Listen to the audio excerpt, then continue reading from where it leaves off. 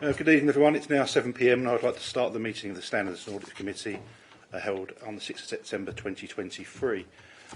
My name is Councillor Fraser Massey. I'm the Chair. Councillor Steve Lydiard's the Vice Chair. Just to go through, the purpose of the Standards and Audit Committee is to provide independent monitoring of the adequacy of the risk management framework as well as the independent scrutiny of the authority's financial and non-financial performance. The committee also oversees the financial reporting process, and the committee is charged with prompting and maintaining the highest standards of conduct by members and co-opted members of the council. I'd just like to remind everyone that this meeting is being recorded and will be uploaded to the council website. It is open to the public, but if there is certain items, the press and public may be requested to leave the meeting. With that, I'd like to start item 1, which is apologies for absence. Ryder, do you have any apologies for absence? No apologies. Thank you for that. Item 2, the minutes. The minutes can be found on pages 5 to 14 of your report pack. And I move that the minutes of the Standards and Audit Committee held on the 19th of July 2023 be approved as a correct record. Seconded by Councillor Lydiard. Thank you. Agree. Councillor Collins, thank you. Any comments on the minutes, members? Councillor Collins.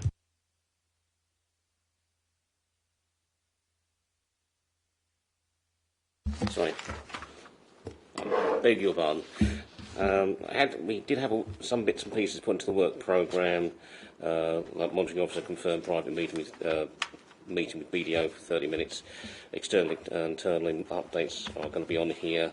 This seems to be missing a report on whistleblowing, corruption and bribery policy. Will that be coming? And also, there was following reports will be added to the September meeting, public sector internal audit, self-assessment and code of corporate governance for Thurrock Council. Did I miss out on this one? Please. Has Matt would like to come in there? Thank you, Chair, and thank you, Councillor Collins, for highlighting that. And what we can do when we come towards the item 12, we can ensure, if we can make a note, we can pick the PSIA, I think it was, the Public Sector Internal Audits, and we can pick up the bribery policy, and I think it's the whistleblowing policy as well we discussed, and maybe the anti-money laundering, so we can make sure that those 3 policies are picked up in the work programme under agenda item 12. Can I just clarify, the Public Sector Internal Audit Self-Assessment is down for the 30th of October, which is an extraordinary meeting. It's the second item that is on the work programme. And if you go down to the end of the work programme, the whistleblowing report is on there. It's just not been assigned to a meeting date yet. So, 4th up from the bottom, a report on the whistleblowing, corruption and bribery policy. Yeah, thank you. We'll take that forward on this evening's agenda then on the work programme. Any other comments raising for the minutes? No? Okay. Thank you, members. Item 3, urgent items of business. I have not agreed to any items of urgent business. Item 4, declarations of interest. Does anyone wish to declare a declaration of interest? No indications from around the room. Thank you very much. And that moves us straight on to item 5, the study audit process verbal update. Please can I ask Rachel Britton of BDO to present this item, please? Thank you. Thank you, Chair. So I did produce a short report which I circulated just for information, so hopefully you've all had a chance to see that. I have 2 things to update you on this evening. The first one is an update on the progress of the 2021 audit process. And the second one is to report to you the impact of our considerations following from the Head of Internal Audit opinions that were presented to the committee last time. In terms of progress on the 2021 audit, we are continuing to work through our risk assessment processes in order to provide that updated audit planning report. This has taken a little bit longer than we had anticipated due to just the complex nature of the things that we're considering and the fact that those things have kind of wide-ranging implications across a number of areas of the file. So it's taken us a little bit longer to kind of think through that, document that, and then go through the extensive review process that I outlined last time. However, we have made progress in a number of areas, and a number of activities have taken place since we last met. We have now completed our consideration of the Best Value Inspection Report and the impact of that on the 2021 financial statements and value for money, and that is ready to go through the review processes. We've undertaken an initial review of the Council's working papers that they've provided us on infrastructure assets, intangible assets, heritage assets, and a summary paper prepared on solar investments, to ensure that they meet what we outlined that we would need, and agree the requirements. We still need to undertake the audit procedures on those, but we've agreed that those papers provide us with what we need.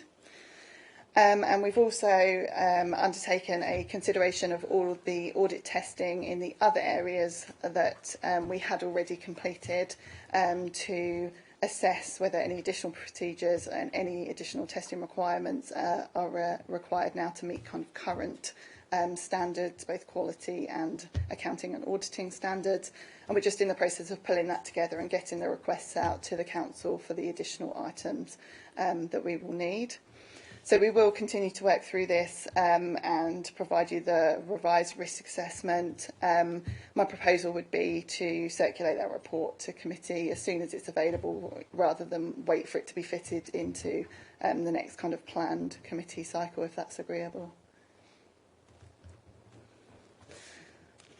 Okay, I can pause there for any questions on the 2021 audit, if that would be useful. Can't see it at the moment. Okay. The second area then that I just wanted to bring to your attention was regarding our responsibilities under ISA 265 and the Code of Audit Practice. And this is following on from the Head of Internal Audit opinions that you received at the last meeting. Essentially, we have a responsibility to consider whether we feel that there is a significant deficiency in your internal control procedures, or if there is a significant weakness in any arrangements in relation to governance. And we have a responsibility to report that to you as soon as we are aware. So whilst we haven't finished the 2021 audit yet, we know that there is, those opinions have been issued for 21-22 and 22-23. So that's why I'm presenting it to you now, alongside this report. And essentially, because we feel that the Head of Internal Audit opinions that were provided have not given you the opportunity to monitor your internal controls effectively. Firstly, because the 21-22 opinion was quite late, so you haven't had the opportunity to look at that opinion and take any action against it. And the no assurance opinion was given for 22-23. We have concluded that there is a significant deficiency in relation to ISA 265, and that there will be a significant weakness in reported in terms of governance. Obviously, these things the Council are well aware of, and they are part of the recovery plans that are in place and the governance arrangements reviews that are in place. So we are aware that actions are being taken against these, but I still have a responsibility to report them. So I'm happy to take any questions on that as well. No, I think we're okay. Carry on, thank you. Okay, so that was everything that I was going to cover this evening. So if you don't have any questions, I will leave it there. I'd just like to say thank you very much indeed. That half-hour briefing basically sort of swept up all the questions we were going to ask you anyway. So much appreciated. Excellent, thank you. Yeah, thank you very much, Rachel and Ryan online. But I think, like we said earlier, I think that meeting earlier really helped. So yeah, thank you very much. Yeah, thank you.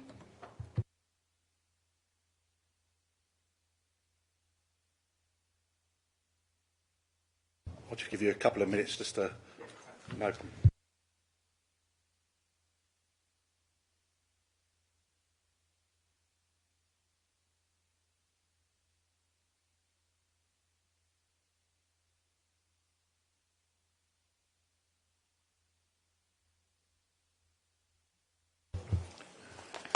Moving on to item 6, the annual information governance report, April 2022 to March 2023. This report can be found on page 15 of the agenda.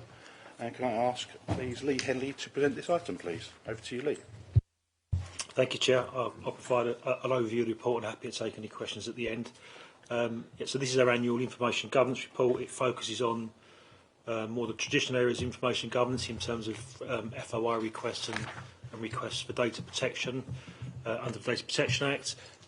In terms of FOI performance, the Council's performance is strong for the reporting period. Out of 920 requests received, 96% of those were responded to within the legal time frame of 20 working days. That's a slight dip compared to the previous year where our performance was 98%, but still strong performance. Just in terms of background, what the Information Commission Office expect is that public authorities respond to at least 90% of requests within those statutory timeframes. In terms of FOI complaints that were escalated to the ICO, there were 5 complaint outcomes for the reporting period, and I've shown those within section 2.2.2 of the report on page 16. I can talk through those at the end if that's required. In terms of FOI themes and refusals, Appendix 1, page 21 onwards, that provides additional information on a range of FOI data, and that includes themes and exemptions. And you'll see there on page 22 the types of exemptions and refusals the Council relied upon, and those main exemptions are where those requests exceeded the cost threshold. So where a request for information comes in that would exceed 18 hours for the Council to process that request, the Council can refuse that request. And also we refused a number of requests because the information was already published. So that supports some of our transparency work, because if a request comes in, it's already online, we will signpost the requester to the website as an example. In terms of the Data Protection Act, so residents or individuals have a right to ask the Council for all copies of information that we hold on them. That's called a subject access request. And when those requests are received, the Council has 1 month to respond to those requests. So for the reporting period, we received 108 subject access requests, or SARs as they're known, and 91% of those requests were responded to within the statutory timeframes. Those requests where we didn't meet that time frame, they were complex requests. So we receive lots of children's services requests, so that results in us going through large volumes of records. So we would never be able to meet that request with the month. So the important thing is we provide phased disclosures to the requester, and they're normally happy with that. In terms of our general data protection compliance, Appendix 2 on page 24 provides some information in relation to that particular aspect. We received 4 complaints outcomes from the ICO on general data protection matters, and I've summarised that in 2.3.6 of the report on page 17. Happy to take any questions. Thank you, Lee. Committee members, I mean, this is a recommendation for us is to note the information governance activity and performance. So, and Councillor Rigby's just entered the room for the benefit of the recording. Just, would any member like to raise any comment or questions? I'll kick off with one for you, Lee. So we're asked, obviously, to note the activity and performance. In terms of performance against, like a benchmark against other local or similar local authorities in terms of our FOI requests and complaints that are upheld and things like that, would it be possible to bring that back to a future meeting of this committee, that we can have a benchmark comparing us to other local authorities? Yeah, of course. We used to produce regular benchmark data on the information governance report, so we'll pick that up again. When we've done it in the past, so it was part of, probably for a couple of years now in terms of this report, our performance has always been strong. So it's been, in terms of into other councils, we were, at the top of the list in that sense. But yeah, of course, I'll produce benchmarking on FOI data and SAR data as part of this report, and we produce some stuff on complaints data as well for future reports.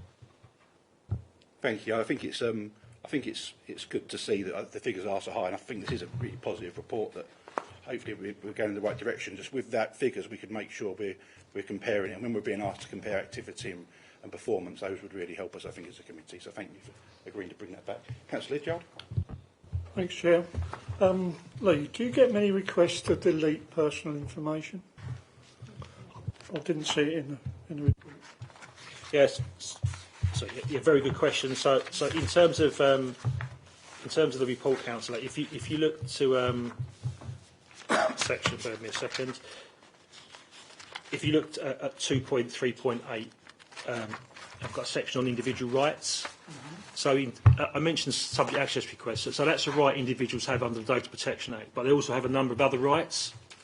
And one of those rights is a right to erasure. So individuals can ask the council to delete all records we hold on them. So for this reporting period, we received 5 requests in relation to right of erasure.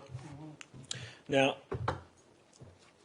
and you'll see from the report that in 3 cases we deleted that data, but 2 cases we didn't. The reason where we would refuse that request is if the council has a legal obligation to retain that data. You know, it could be we need to collect their personal data for council tax purposes, so we wouldn't delete that. But if our legal basis for collecting that data is purely consent, then in those 3 cases we then actually deleted their data.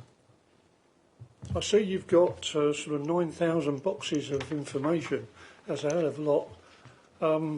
And you're going to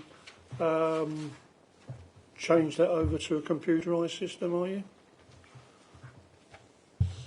Another good question. So yeah, we have lots of records that are stored off-site, an archive store. So there's a piece of work that's ongoing. So that's increased because when we actually civic offices 1, we had to relocate lots of boxes from there.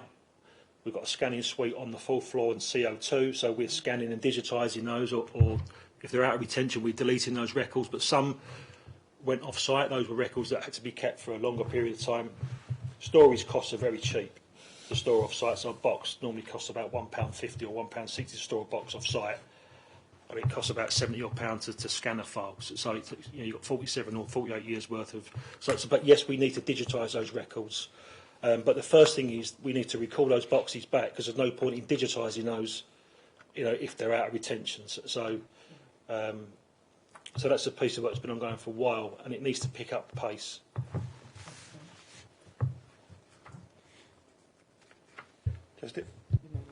So do you have a time frame for that archiving of those off-sites? I know you mentioned the cost, but could that lead to it just sitting there for quite a while and not actually getting done? It can. So directorates are responsible for calling their boxes back. So we have a records management lead that links in with directorates. So directorates should be recalling those boxes back, checking whether they're in line, whether the contents are in line with the retention. If they're out of retention, those records need to be deleted, or if they're not, we could possibly digitise those records. It's a big piece of work. We've been pushing for it for a while. Pace needs to be picked up on it, but we continue to push it forward.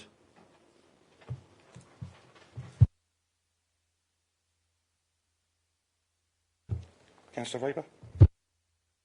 Thank you for the report. If you have a look at page 16, we look at the complaints from the Information Commissioner's Office. If you look at just the first one, can you explain or expand on why it was refused initially and who makes that decision ultimately? Does that make sense? It's page 16. Yeah, section 2.2. 2.222, yeah. Are you referring to? Do you want me to talk through those? All those 3 cases? Yeah, you can do. The first one in particular is of interest because it was one that was upheld. But yeah, talk through them, please. Yeah, so those were we had 3 investment requests, FOIs around investments that came into the council. That they were refused. The council relied on exemptions within the FOI legislation. That was then challenged. That went to the Information Commissioner's Office, who sided on the side of the council. that said, yeah, we agree with the council, we don't think you need to release that because of the exemptions you've used. The requester then challenged that ICO decision, so the challenge was against the Information Commission Office, so that went to the first tier tribunal. So those requests were for asking for copies of bond prospectuses on solar wind farms. The second request was asking for a number of questions on renewable energy and investment amounts and interest rates. And then the third request was in relation to kind of borrowing from other local authorities. So the request refused by the council, went to the ICO, sided with the council, they've been challenged at the first tier tribunal, who then looked at the case and said the council needs, for 2 of the 3 requests, the council had to release the information. Yeah. So who ultimately makes the decision that you're not going to release it? Oh, well, yeah. So the council did originally. It was the council. The council looked at the FOI. The council refused to release it. Who, at what level? So it'd be myself, wouldn't it? It'd be the monitoring officer. No, it wouldn't be. It would be. It was our chief finance officer. Thank you. That was what I was trying to ask. Thank you. Yeah. Charles? Thank you, Lee. Forgive me if I'm not connecting the dots, but I'm quite concerned about the high level of, on page 22, exceed cost threshold. There was 131 requests, which seems relatively high, but maybe I just need to explore that further. Reading the report on page 17, 3.2.2, the top of page 17, refers to 10 outstanding requests that did not meet the deadline, where large complex requests and stage information was disclosed. Forgive me, but in my mind, if it's complex, it's large, it probably could fit the criteria of exceed cost threshold. Maybe it doesn't, maybe you can explain further. But if it's that many exceed cost threshold, is it just because there's a set number of hours and it exceeds? Or what happens to complex and large requests? How is that dealt with? Is that followed through or is that packed separately? Then going back to page 25, which is the number of outstanding requests, you've got 2, 3, and 2, which is 7, but you note 10 in page 17. Is it that 3 have proceeded to completion, or is there something else I'm missing? I think so. There are 3 different figures. Right. So the first one you mentioned was on page 22, exceeding the cost threshold. Yeah. That's in relation to FOI requests. So that's in relation to requests under the FOI legislation. So if the council receives a request, if the service area thinks that will take more than 18 hours, it can refuse that request using Section 12 under the FOI Act. In terms of the point you raised on 2.3.2 on page 17, that's in relation to the Data Protection Act. So that's a different request, a different legislation. Yeah.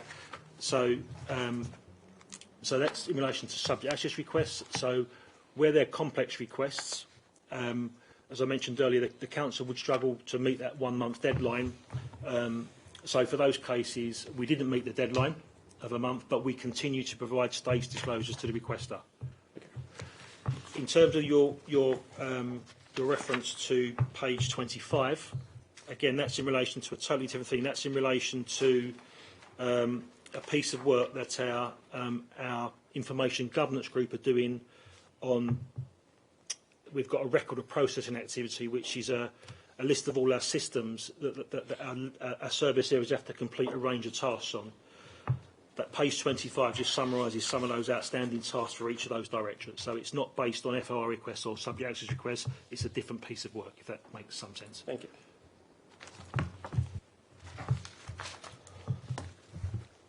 Before I go to other members, just based on that, on page 17, we were talking about complaints that are upheld. There's complaints upheld by the Information Commission Office for letters of apology provided to individuals by the council, and that was in relation to the Just Stop Oil injunction. So those obviously complaints were upheld. What, as an authority, are we doing to ensure that this doesn't happen in the future, this same scenario? Yeah, that would be learning for the service area in this question. Those 3 complaints, I mean, there was discussion at the time as to whether the council actually agreed with the ICO decision on the basis that those names and addresses were linked to an injunction the council were taking forward. So the council believed that would be in the public domain. And the council considered maybe challenging the ICO decision, but didn't. But the service area needs to learn for that for future injunctions, I would say, to make sure that we do not publish information in the public domain if we feel as though it's not going to be publicly available. Thank you for that. I mean, I think it is sometimes it's the amount of personal information that we disclose that's obviously landed us in a problem there with the ICO. Councillor Collins, did you want to go? Just dip, probably come in there. Just a question on the record retention. Just so I can understand the process in a bit more detail regarding the disposal review date. Is that a mandatory field that has to be completed? If so, where there's legitimate reasons for data to be kept longer, how is that reviewed? Yes, so that data we hold as a council needs to be managed in line with our retention. We have a retention schedule. So for example, children's social care records need to be kept for 75 years. Other records need to be kept for a shorter period, finance records for 6 years. So how the system should work is, so when records are created, so for finance records, let's just say the finance record is, when you set the finance record up on the system, the system has retention built in, so a trigger should be set. So a trigger should be set for 6 years. Okay. So then what happens in 6 years is that the system will generate a workflow to say this data's up for disposal. Can you check whether that can be disposed of? In essence, yeah. So that's how it works. So the council needs to make sure that we manage records in line with our document retention schedule. So that process is actually quite automated. It feeds off the actual policy itself and retention policy. Yeah, it does. And the council are changing its records management systems anyway, so we're moving away from Objective onto SharePoint. So there'll be, again, a big further piece of work to make sure we build retention into the new SharePoint system so that when records are moved across from Objective to SharePoint, it inherits that retention. Just one final question. You mentioned in the report, examples, employee files until they leave. How does it pick up that? Is there a HR mechanism that feeds back in or not? Yeah, so you can't set a trigger for that because you don't know when an employee leaves. So that is an element of manual. So the services need to make sure that when they have levers, they then plug the system with a trigger that then So I'm making a date up, but let's just say that we keep staff files for 7 years after they leave the council. Then it will be a manual. You feed the system with a 7-year trigger, and then that cycle will then kick in 7 years, if that makes sense. And that process happens regularly, as in someone's going in and looking at the ones that haven't got a trigger date? Yeah, that should happen, and my team monitors some of that stuff as well. Councillor Collins? Thank you. Thank you, Chair. Lee, thanks very much. Just going to page 22, we're talking about the freedom of information requests. The top one is the titles exemption stroke refusal. Exceeds cost threshold, 131 of them. Is there a common thread running through all these, or was there a number of different types of requests? No theme whatsoever, Councillor. It's across the board. So, no, there's no particular theme across all areas. Some of the requests are excessive. Okay, thank you. I'm the type of person that reads our own freedom of information requests on the website, and I can confirm some of them are very, you asked about how many council vehicles are white Mercedes or things like that. It's a really strange one. So I get the impression that going from on page 23, the amount of businesses putting 415 requests, a lot of the time is that when businesses sort of say, how many mobiles has the council got, when are your contracts going to expire, and that kind of nature of commercial information. Yes, the legislation was introduced to promote transparency, wasn't it? And it's unfortunately it's misused. It allows businesses to send in requests that allows us to do some of their research for them, doesn't it? So unfortunately, it's purpose blind, the legislation. So we can't ask, well, what do you want that for? So we have to process that request unless it meets one of the exemptions, of course. And I suspect the copy and paste of everyone is going to other local authorities up and down the country as well. So, any other member comment or question? Just before we move on, the Senior Information Risk Officer, in regards to that, when we're talking about general data protection matters and FOO subject access requests, is there a possibility we could have a report on that at a future Standards and Audit Committee meeting? Yeah, of course. I mean, our current, we call it the CIRO, the Senior Information Risk Owner, has already confirmed that we will produce, when future IG reports will produce, the CIRO report will go with that as well. And just to expand, could you give a little bit of an idea of what an example of what the content would be in a report of that type? It's very similar to so it includes most of the data that's in here. So it includes data on FOI performance, SAR performance, ICO complaints on FOIs and SARs, but it goes into a little bit more detail around some of the information risks.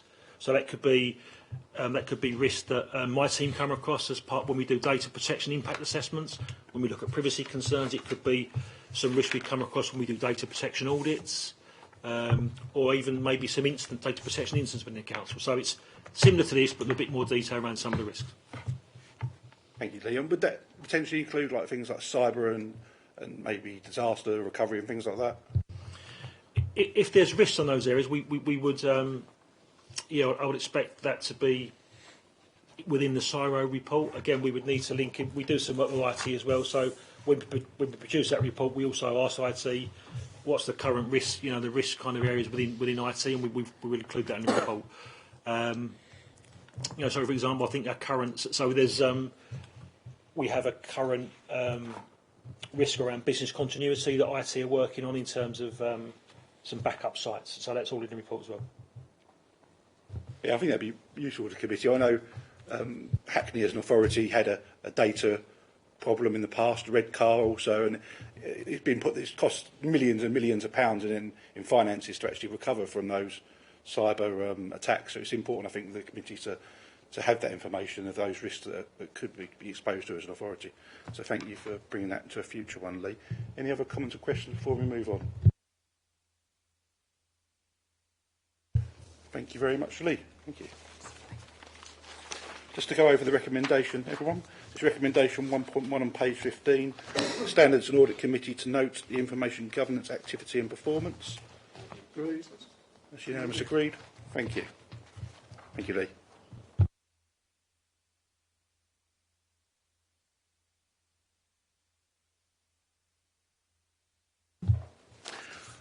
Item 7 next, dispensations from members' interest report. This report can be found on page 29 of the agenda. Can I ask Asmat Hussain to present this item, please? Thank you, Chair, and good evening, members. So what you have before you is a report on dispensation for member interest.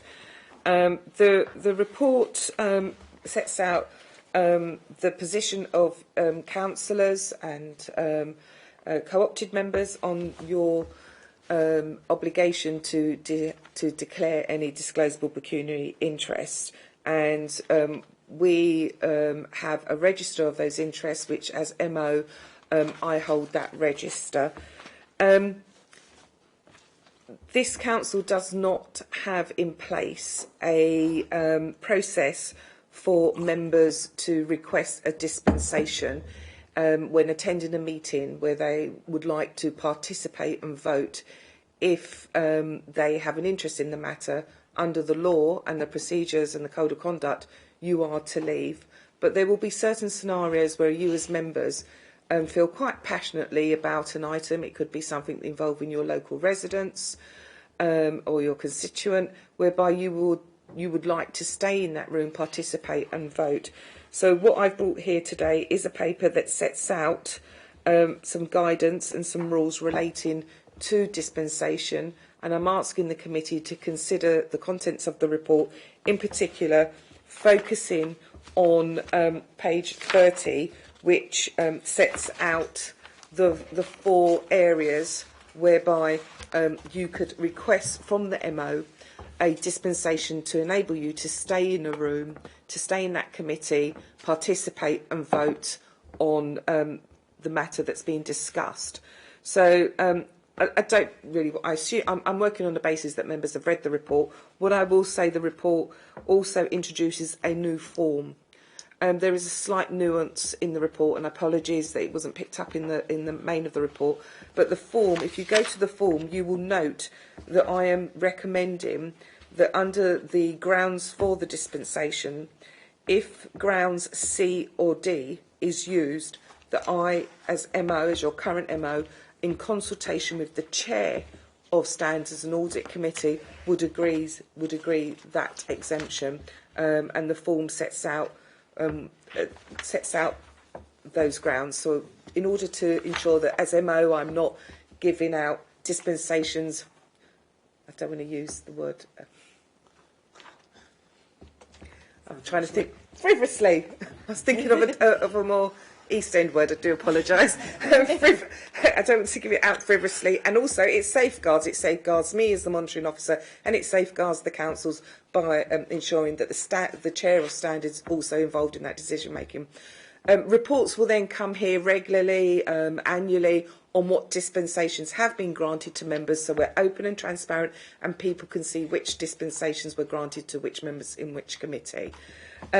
What the other thing is, I just wanted to add is a few years ago the government did contact most local authorities, and when dispensations was introduced did invite local authorities to grant what we call general dispensations, where where monitoring officers and councils didn't have to keep applying for the dispensation, I'd say year on basically, and those are listed at 2.4. You do not need to request a dispensation if you're at a committee meeting or a cabinet or council and there's a discussion about housing, council tax, or where the determination is with regards to allowances or council's officer pay, which impacts on members' allowances. So those 4 general dispensations are already enshrined in good practice and good governance. And I'm just bringing this report to say we do not need to apply for dispensations for members, that they can stay, vote, participate. So that's the crux of the report. Open to any questions or clarifications. Thank you very much for your report.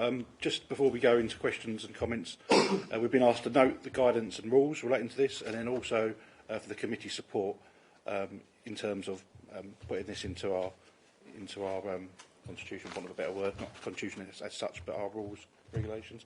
Councillor Lydiard, do you have a question? Yes, thanks, Chair. Would that apply to planning committee as well?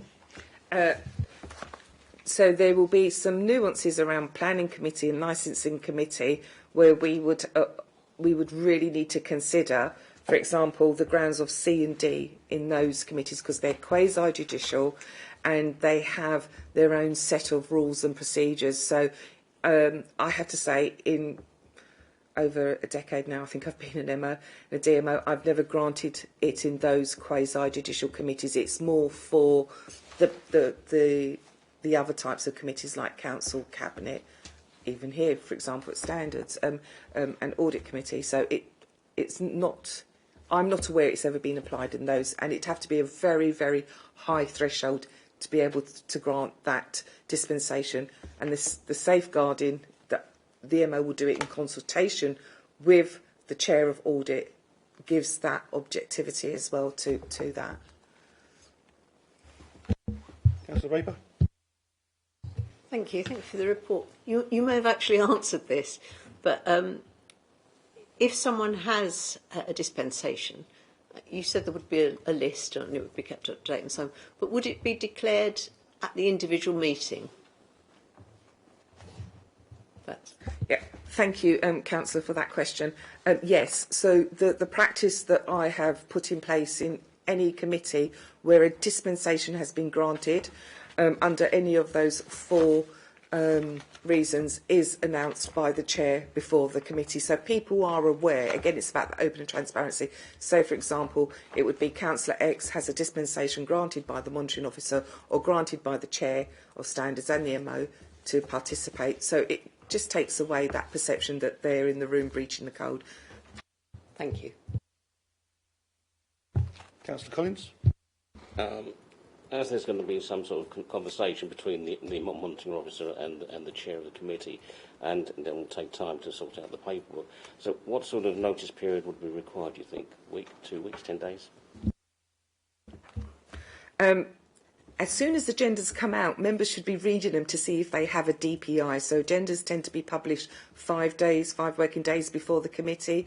So one would hope that when you get your agenda, you will read it, notice you have a DPI, and that would give that at that point you should complete the dispensation form or start having the conversation with me, and I would assist in completing that. And if it comes under category C and D, I would then contact the chair. So I'd say as soon as you know what the agenda is and you have a DPI.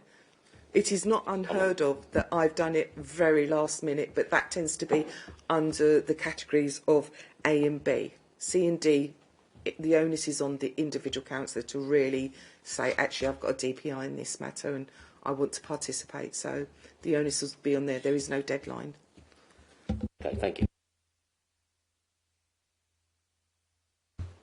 It might just be wording, it might be because I'm the chair, but could the vice chair also decide, say I was away travelling in Antarctica for 2 weeks or something like that? I would personally come and fight. No, I'm joking. Yes, I agree, Chair. I'm happy to put in the absence of the chair, it would be the vice chair. Any other comments and questions for this report, members?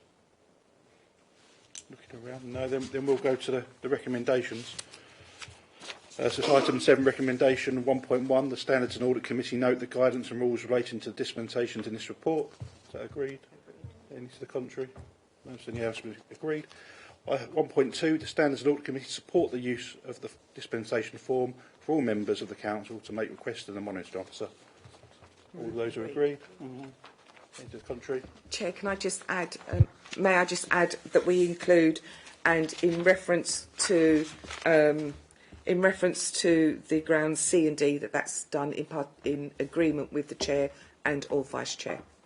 Yeah, just to make sure everyone's 100% on that. So as per our debate and comments, that we were going to bring the vice chair in if the chair's not available. Does everyone agree to that? Yes. Contrary? Agreed. So if you can just make that, as Matt put that down, thank you very much. Thank you very much, everyone. Moving on to item 8. Counter Fraud and Investigation Annual Report 2022/23 and the Proactive Work Plan for 2023/24. This report can be found on page 35 of your agenda. And can I ask Michael Deneen to present this item, please? Thank you very much, Chair.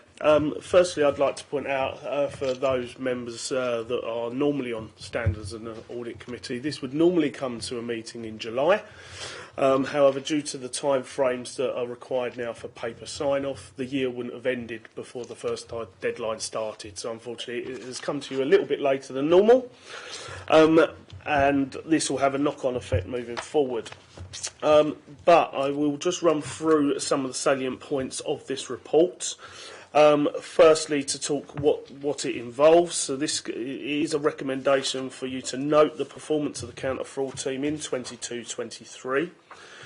And then also approve the counter-fraud strategy and work plan for 23/24, just to highlight that strategy hasn't changed and it will not until the end of this financial year.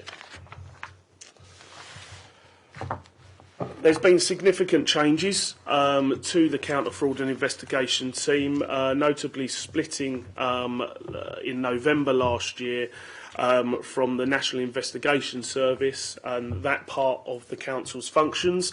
This was to enable really one function to look internally and the other function to be an external facing body. So that what I report to you today on is that of the CFI, so the Counter Fraud and Investigation Team.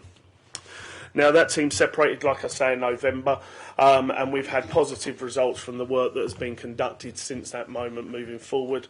As you can see in Appendix 1, which is the sort of presentation-esque annual report.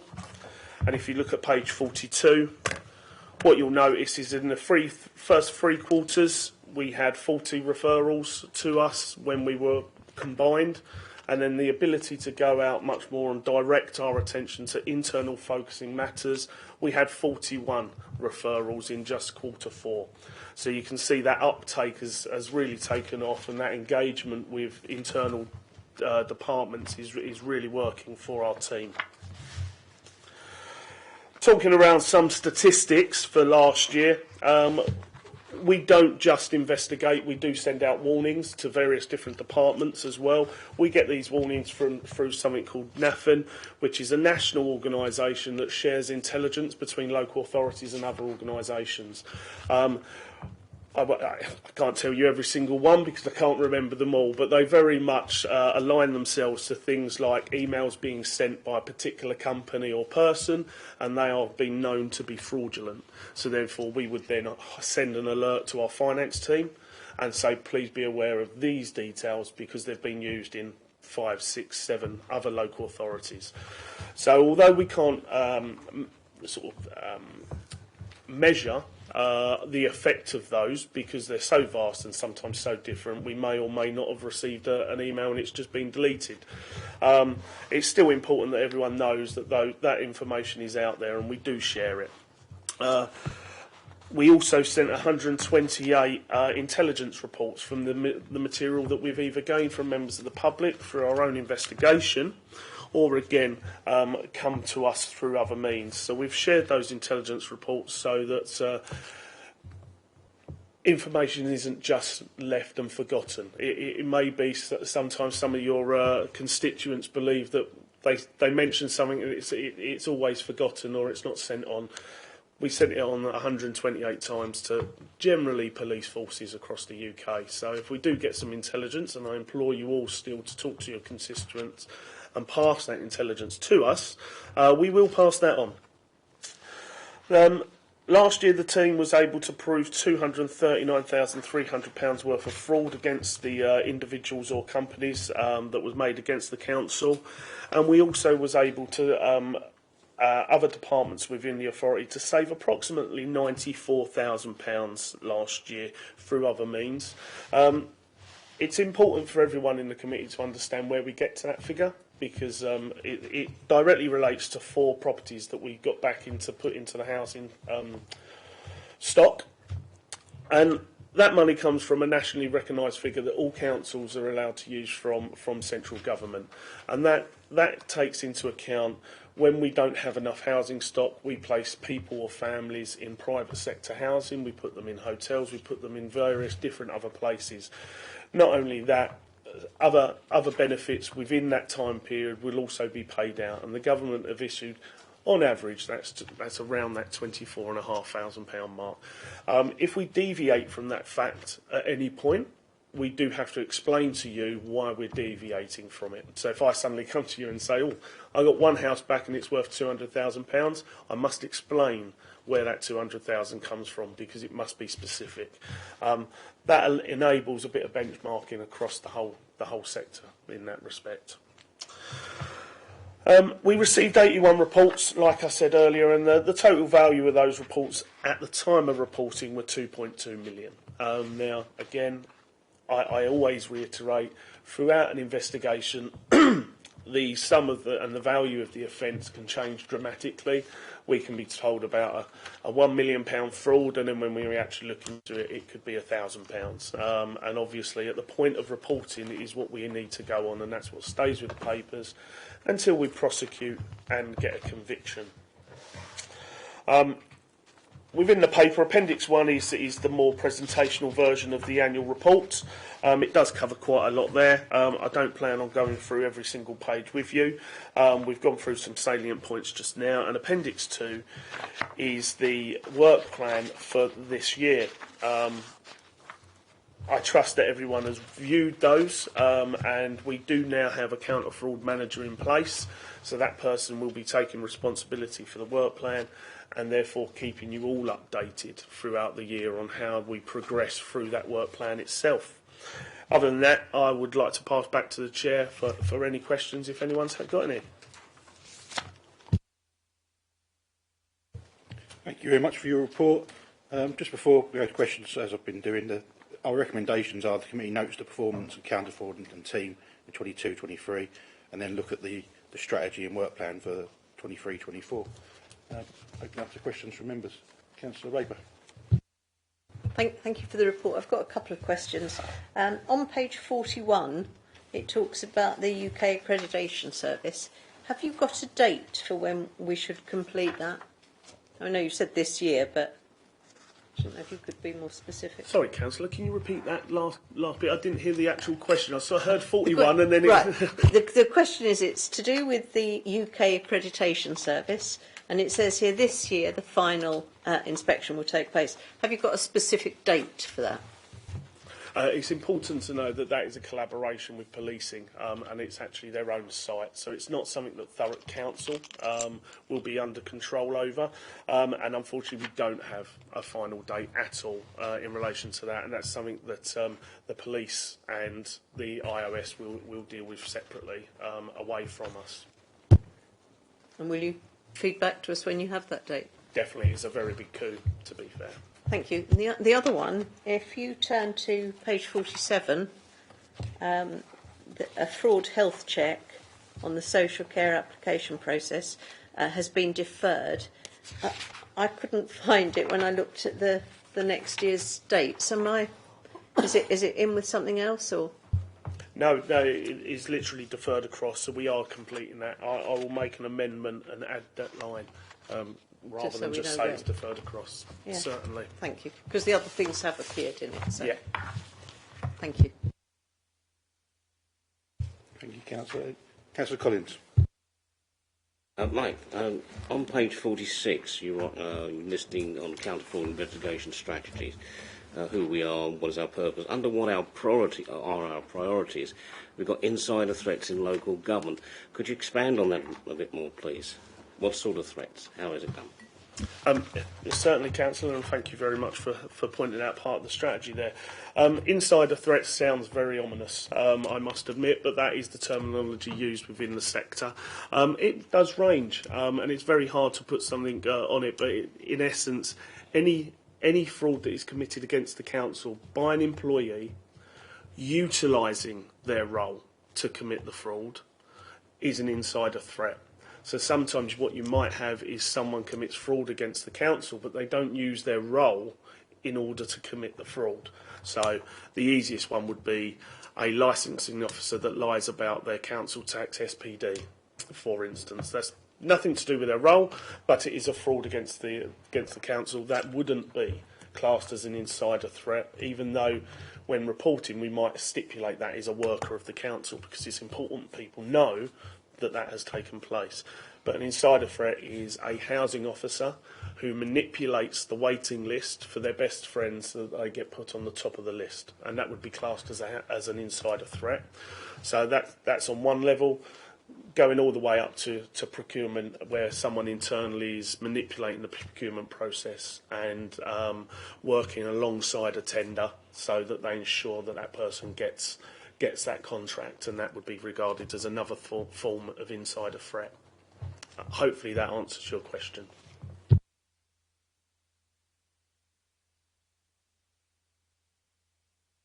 Yeah, sorry.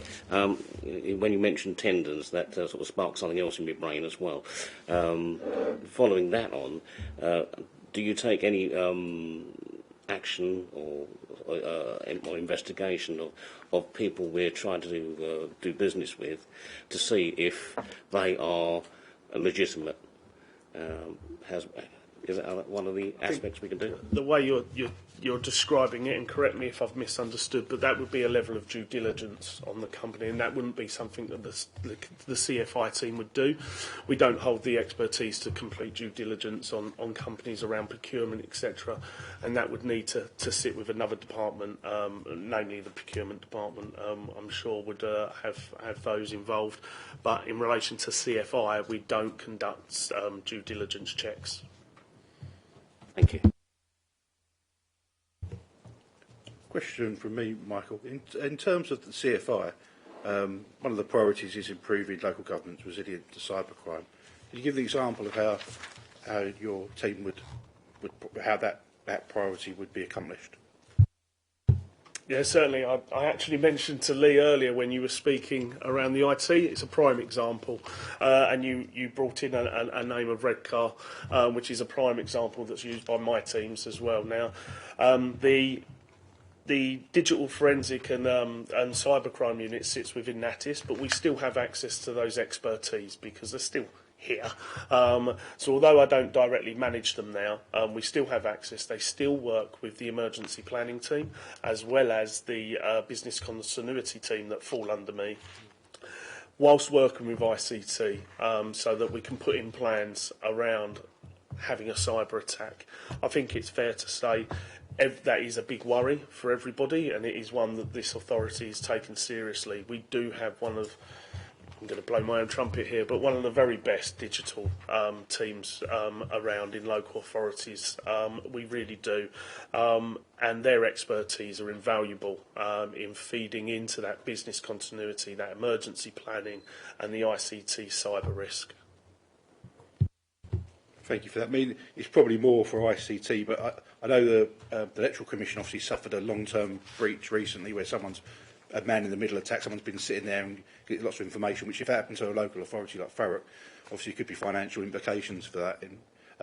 So do you know if there's any plans to put in anything like the Cyber Essentials Plus accreditations for Thurrock Council?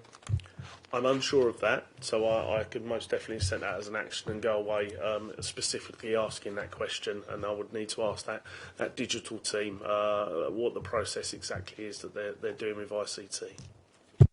Thank you for that. I think Lee's got something to add to that as well. Yeah, if it helps, in terms of the question on Cyber Essentials, the ICT team are looking to move that forward. There was 10 modules, I think, last time I looked at it, so they're actively working on that, and I think they're close to actually completing that. But that's work in progress, but hopefully not too far away. Thank you. It'll probably save you lots of FOI requests as well, asking the same thing. So thank you for that. Any other comments? Sorry, yes, Chair, can I just confirm if the action still stands to go away and ask, or you? Yes, please. Yeah, if you could come back to the committee, that'd be fantastic. Thank you. Thank you. Charles. Thanks, Michael. And I must say it's a positive report since there's quite a lot of good action being taken and work being done. The question is in two parts. Firstly, to deal with part of the priorities you've got is to apply the 4 Ps, which involves prevent. In line with that, and given the fact that the largest, both in allegations and proven fraud, the largest part of it is housing fraud, is there a specific campaign, plan or action that's going to be done towards housing fraud now or in the future? And the second question relates to the CFI generated 136,000 external income in 22-23. Is that something that can be developed further in 23-24? Thank you very much. Very good questions, Councillor. In relation to housing fraud, we work closely with the housing teams, the housing tenancy teams and the housing management teams. We're already looking at proactive operations around that, and we have successfully completed those throughout the last few years, to be fair, whereby we target high-risk areas. In relation to a marketing campaign, it's something that I will take away, but it isn't specifically on our radar at the moment because of the proactive nature of what we're trying to achieve. So I will take that away and speak to the team with regards to your interest in seeing something like that happen. and in relation to your CFI generated income. I think we have to be quite careful with this. We've done that. We've done that in essence. So the NATIS model is there. The split has been set so that we can look internally and rectify the issues within Thurrock. So I would be loathed to push that out to other local authorities, etc., when we already have a function that is capable of doing that. So really, for the time being, I'm quite content at the moment that the team looks at Thurrock Council. The work we do with the other local authority, which is Castle Point, has been long-standing, and I don't wish to remove ourselves from that. We have a very good record there working alongside them, and we're looking to continue to do just that with them. So at the moment, I'm quite comfortable that the CFI really has been earmarked as something that can look internally as opposed to external. Yeah, Justin. Sorry, Charles, you might have to turn your mic off. Does the council compare against other councils? The reason I'm asking is essentially, say for example, another council, their value is 10 million. You could argue that actually Thurrock Council isn't picking as much up, or vice versa, the other way around. If it's a lot lower, then actually is there processes or steps beforehand that need to be improved on to get the council's numbers lower? So it's just interesting to know. Yeah, I think benchmarking is something that I'll be looking into our reports moving forward. Bear in mind that we only had Q4 as this smaller department this year. So I think moving forward it is something that I will be looking to do, benchmarking against similar local authorities within this area. What we need to be careful of is starting to compare ourselves to vastly different councils in vastly different geographical areas. So that is something that I'll move to, but I need to build the data so that it can be at least useful to all of you in the room, rather than just simple numbers on a page. Yeah, no, thank you. Yeah, just so, would they report in a similar manner? So, for example, if we look to say procurement, there's 23.5k there, but other councils that was significantly higher, that could be area of focus, or is it very different across councils? I'll look at that when I come to that decision around benchmarking. I can't say that all local authorities break it down as far as we do. That was a specific request from this committee a couple of years back in relation to, we would stipulate we had 47 jobs that are being investigated. It was then asked, well, what are they? So then we broke it down for this committee. So it's something I'll look at. What I can say is benchmarking is generally commonplace in terms of how many referrals you had, how many crimes you solved, which is the detection rate, and how much money you get back and or save the company. So I think those are figures that are likely to be out there that we can benchmark against.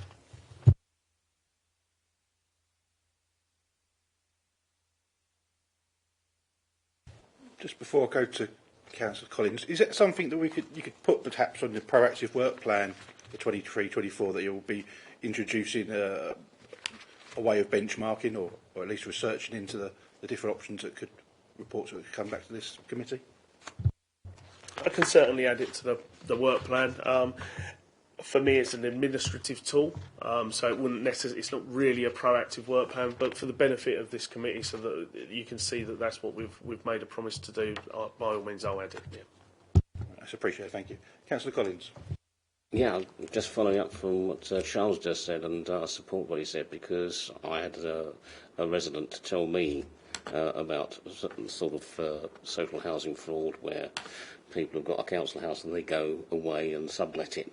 And do we have any idea of how big this problem might be? And would we have enough staff? We've done 4 in. Is that 4 in a quarter, or is it 4 in the year? Please. What figure are you looking at, Councillor? This is page 44. 4 social housing properties recovered.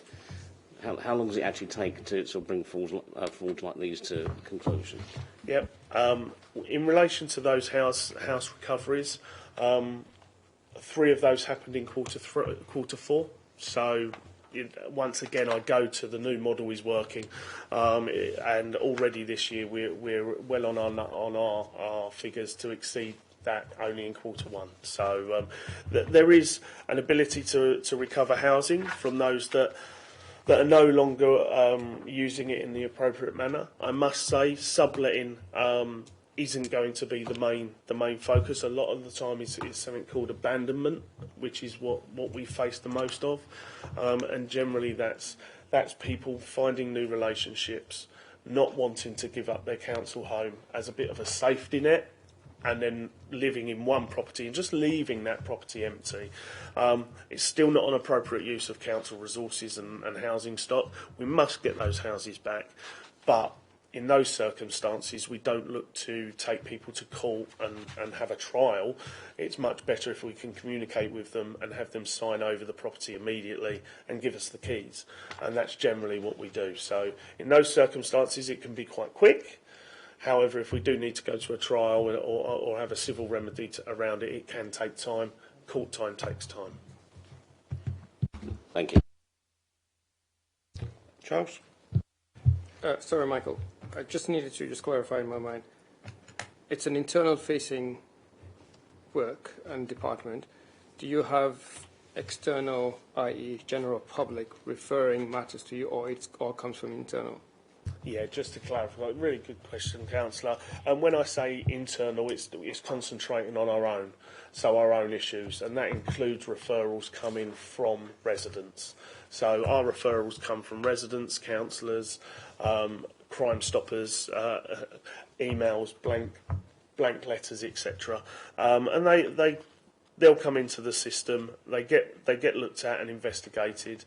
What I'm talking around external is that's external clients completing fraud work on their behalf, and that's not really what the CFI is geared to do now. Okay. In that case, is there a fraud reporting line that's publicised, well known? I might be asking the question because I don't know of one or I haven't seen one. Certainly. We do have a reporting line, 3000. You're testing me now, aren't you, off the top of my head? I believe it's 444 999 or the other way around, so I'll confirm that momentarily on my phone. But there is a phone number that you can report to, but I always try to push people towards the automated website page, and that's at Report It at Thurrock. So if you can go on there, that does make things a lot easier for the team because they can import that form into the system and it can easily be augmented into the ICT software. But you can make a phone call, and everyone can write a letter in the old-fashioned way of simply letting us know through letter. So finally, would you consider publicising that to the general public as opposed to? It is all published on our website. So if someone ever has any concern, it's on our posters in relation to the lifts here and in the public areas. So if anyone has any concern around fraudulent activity, etc., if they were to just go on the website, they'll find us on there under Report It, and it's quite an easy pathway to report any allegation. Thank you. Any other comments or questions on this before we go to the recommendation? So we've got two recommendations here. The first one, recommendation 1.1, the committee notes the performance of the counter-fraud and investigation team in 22-23. Is that agreed? Agreed. Any to contrary? It's unanimous agreement. 1.2, so to add something to 1.2, and I'll just say it to the committee and see how you feel. The committee approves the counter-fraud and investigation strategy and work plan for 23/24 with the addition of the fraud health check for social care application process and the addition of future benchmarks being brought to the committee's report. Is that agreed? Agreed. Any to contrary? That's agreed, unanimous. Thank you very much. Thank you very much, Michael. Thank you. Thank you, Chair.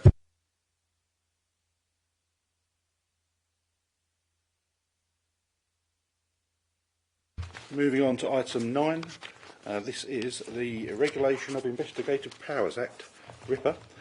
Activity report for 22/23 can be found on page 53 of your agenda pack. And could I please ask Lee Henley to present this item, please? Thank you, Chair. As before, I'll provide a high-level summary of the report and happy to take any questions. So yes, this is our Regulation of the Investigative Powers Act, or RIPA, activity reports. In the main, this relates to the council having the ability to undertake covert surveillance. However, any covert surveillance that we undertake must be necessary and proportionate to the alleged crime, and must only be used as a last resort.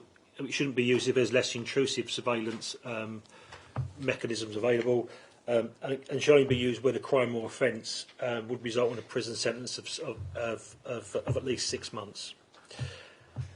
Our RIPA activity is shown on page 54 in 2.5.1. That's low, and the reasons for that activity summarised in 2.5.2. Have Mike alongside me, but in essence, the reason that's low is that the council do a lot of its work in collaboration with the police, and or our enforcement work is more overt than covert. The RIPA policy is attached as Appendix A on page 57. That's been reviewed. There has been no changes apart from our authorised officers. The reason for that is there's been no legislative changes to the RIPA Act. So happy to take any questions. Thank you for that. I know it's due to be reviewed sort of September next year as well, that policy.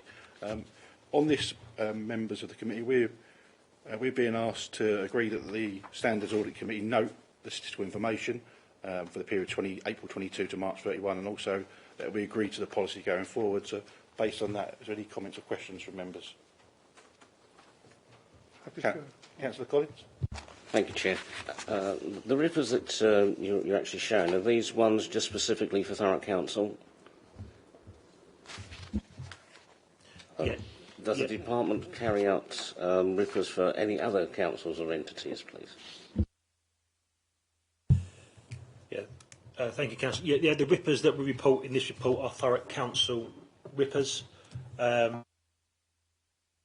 want to come in if the council do undertake shared arrangements with other councils. As far as I'm aware, if Mike's team did undertake RIPA authorisations, they would use Thurrock's powers, but the RIPA stats would not be reported here because they're not Thurrock. Right, that's what I thought. So there could be other RIPAs, but we wouldn't show them. That's right. Thank you. Because they're not.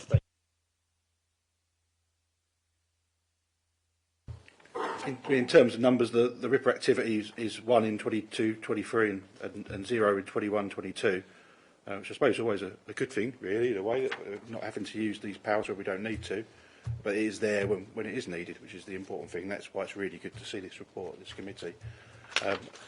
I'm not sure we never... Councillor Raper? Thank you for the report. And just a quick question. The authorising officers, is that updated as and when, if it needs to be, or is it once a year or something? Yeah, that's already at the time this report was produced. Those were the authorised officers, but we're now moving forward with a new set of authorised officers because they will be leaving the council. So we've identified a number of other authorised officers that will be trained to authorise RIPA requests. Thank you. I think it's really useful as well that we've got the amendment history and change record, because it answers a lot of questions I was going to have about what's changed. We can see really clearly here, so I think that's a really good layout for this type of report. Any other? Oh, Charles. Would the interim director of finance or CFO not be an authorising officer? Yeah, yes, they could be. So So we've identified 5 officers at AD, assistant director level, to become our authorising officers. Some of those are experienced in RIPA, some are not. But the main thing is we train those officers so they can inherit those responsibilities robustly.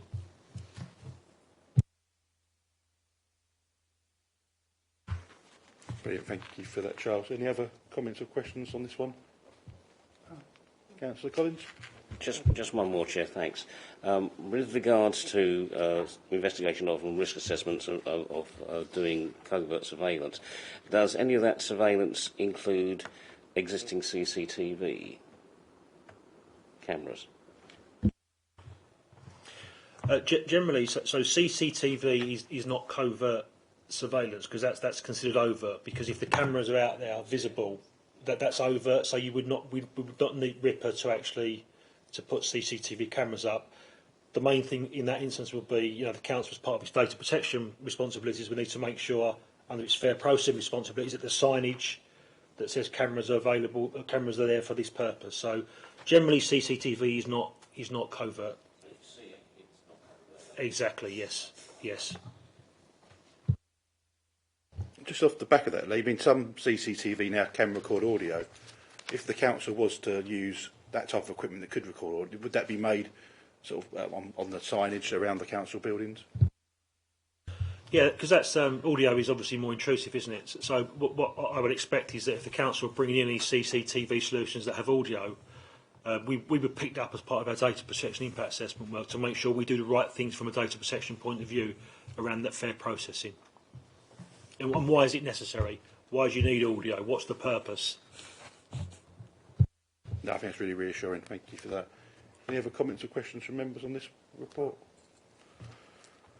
So going to recommendations for item 9.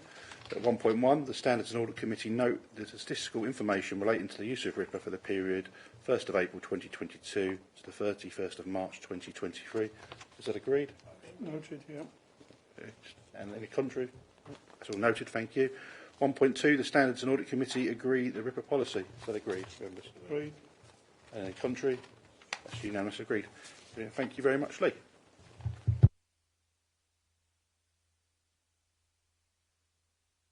And Lee's back again very shortly. Item 10. So this is the Annual Complaints and Inquiries Report 2022/23, and this report can be found on page 85 of your agenda. Over to you again, please, Lee. Thank you, Chair. As before, I'll summarise and happy to take any questions at the end. This is our annual complaints report. So in terms of the reporting period, the Council received a higher volume number of complaints compared to the previous year, 155 more compared to last year.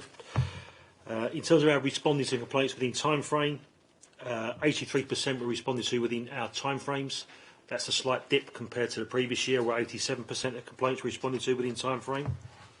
Another key measure is the percentage of complaints that are upheld, lower the better. So for the reporting period, 47% of complaints were upheld. Last year that figure was 39%. The reason for that is, at the service areas that receive the highest volume of complaints within the council, waste and housing repairs, have the highest upheld figure, so that's pushing our figure up. The detailed list report is contained really in the appendices, so I'll talk you through some of those now. So Appendix 1, that can be found on page 93. So this summarises the Council's top 10 complaint areas. I think and what's clear from that is, in terms of waste complaints, we have a significant number of upheld complaints for waste. And that in the main was because the service were unable to, I think waste has been, you're all aware that the waste service has been unable to provide a consistent garden bin collection service for reporting periods. So lots of complaints. That 427 that's mentioned in the report, there will be more, because a number of waste complaints are dealt with as service requests. That's been flagged up as part of the waste service review, but that 427 will be, won't include some of the service requests that maybe should have been captured as complaints.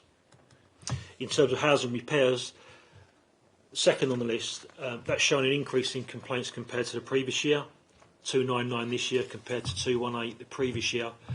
The reasons for that are in the main, back in early 22, there was Storm Eunice that resulted in a high number of storm damage, housing repair complaints that put a backleg on the system. In addition to that, there was a national shortage of materials for housing, so that resulted in delays of repairs that were being carried out. And finally, there was an increase in damp and mould complaints off the back of some national media interest in damp and mould. But I think it's worth putting in perspective for housing repairs. So 299 complaints, but for the reporting period, there was 40,000 housing repairs that took place. There was around 20,000 gas service or gas repairs that took place. So 299 out of 60,000 is a small percentage, just 0.5% or something like that. So it needs to be put into perspective. That's a high-level summary of Appendix 1. Appendix 2 is a summary of the Council's adult social care complaints. So this appendix also goes as a separate report to Health and Wellbeing Overview and Scrutiny Committee. But in terms of a high-level summary of adult social care complaints, overall, it's a positive report. Low numbers of complaints, 53 for the 36 reporting period compared to 53 the previous year. So fewer complaints, and we go out of our way to capture those complaints. So there's posters that have been put up within care homes that promotes, to service users how to raise a complaint. And some of our commission providers, they have responsibility to report complaints to the council, but over and above that, my team writes to those regularly to establish if there are any complaints, and we log those. So we go out of our way to capture complaints, but the volumes are still low. In terms of performance, there's been a slight performance in responding to complaints within time frame for adult social care, 85% within time frame. Compliments has increased on page 117. You'll see compliments have increased, 208 for the reporting period compared to 99 for the previous year. And on page 117, we have some good examples of some compliments as well to try and bring that to life. Pages 103 to 110, that provides the high-level learning for complaints for this particular area, and the key learning is around standard of care and communication. So that's Appendix 1. Appendix 2 is our children's social care complaints report. In essence, again, that goes on to a separate report to Children's O&S Committee. That's next week. And for children's complaints, again, it's a positive report in that complaint numbers are low. Only 15 complaints received. If you look at page 121, performance is strong on page 122, with 93% of the complaints responded to within time frame for children's. Previously, that was 80%. And again, I think the Children's Services go out of their way to make sure they promote the awareness of complaints. So as part of any child assessment process, they will make the family aware of the complaints process. Again, we've produced a complaints leaflet to raise the awareness of complaints. That's handed out at the child protection meetings and general meetings and home visits. And the leaflet is also sent out when issuing any care proceedings. So we do our best to promote complaints within Children's Services.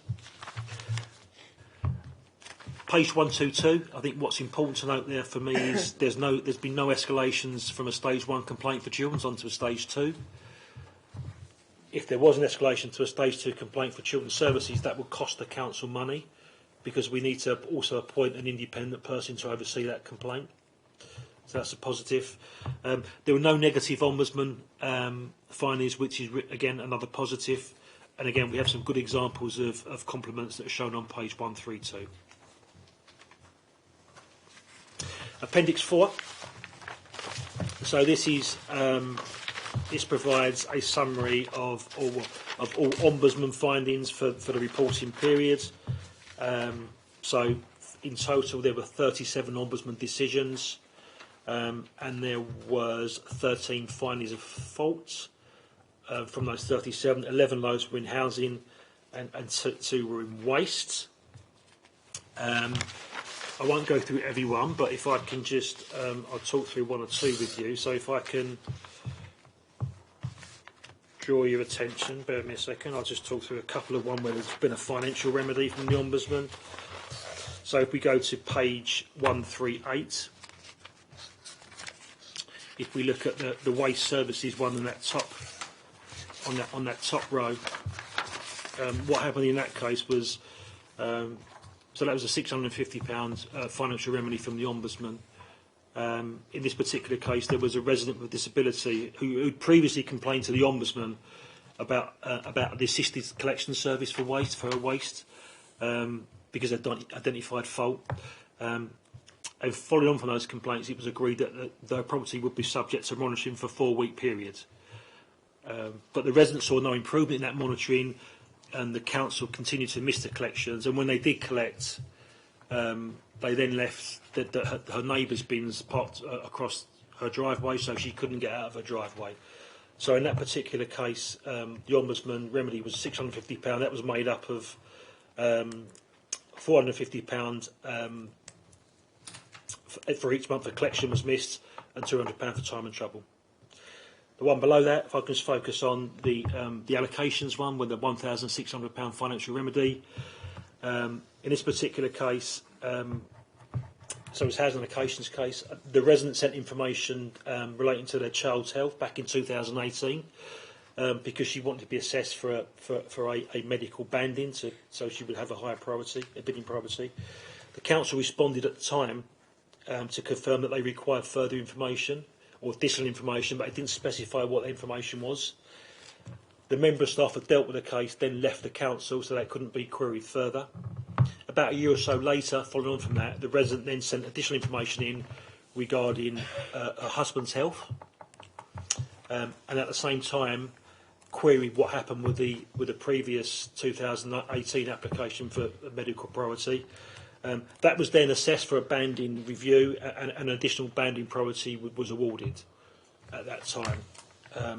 So I think the concern there was that that particular resident could have attracted a higher bidding in terms of the council housing process. So the £1,600 was awarded to the resident now. £1,200 that was in recognition of time spent in unsuitable accommodation, with a £300 payment for distress and £100 for time and trouble. I won't go through every one, but I just wanted to talk you through one or two, so you have an understanding. But I'm happy to take any questions. Thank you very much for your report, Mia. We're talking about a report about complaints, but I think there's a lot of positives to be seen in here, and especially when you're looking at, you're just talking about the social care and or housing ombudsman. We're not going to get it right 100% of the time, because at the end of the day, the local authority is staffed by humans, and we'll make mistakes. But what's good to see is the council have responded in all of the timeframes in 100% of all of those cases listed in the Appendix 4, which I think is really positive to see as well. Does any member have any comments or questions for Lee on this item? Councillor Lydiard. Thanks, Lee. Thanks for your report. There's a lot of really useful information there. It's not surprising about the waste complaints, is it really? We've had 3 years of appalling performance overall, so I'm not at all surprised there. And secondly, of course, housing repairs. That's a constant one for us members. So yeah, thanks for bringing it to our attention. I just want to add as well, I really like the benchmarking between similar and local sized authorities as well that we saw in this report. I think that's really useful for us. Just go to Jez Dip and then to Councillor Bray. Thanks, Lee. That was a very detailed report. Just a quick question on choosing page 109 example. It's really positive to see the learning and outcomes. But how does the council ensure that they're actually embedded? So if we use that example, complaint 20, ensure that staff are fully aware of new residents' needs. But what is the actual action to make sure that that does happen?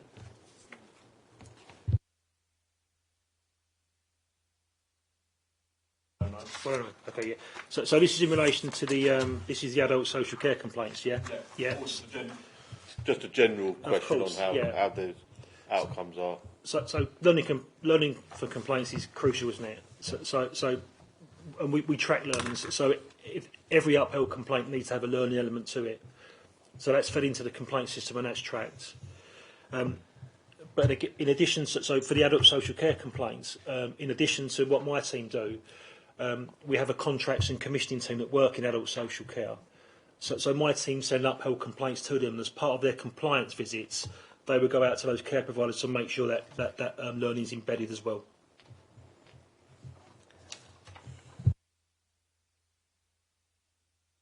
Did you have a follow-up question or? No, thanks. Councillor Raper. Thank you. Thank you for the report. Can I just ask, on page 133, talking about the benchmarking, How are the boroughs selected that we're benchmarked against?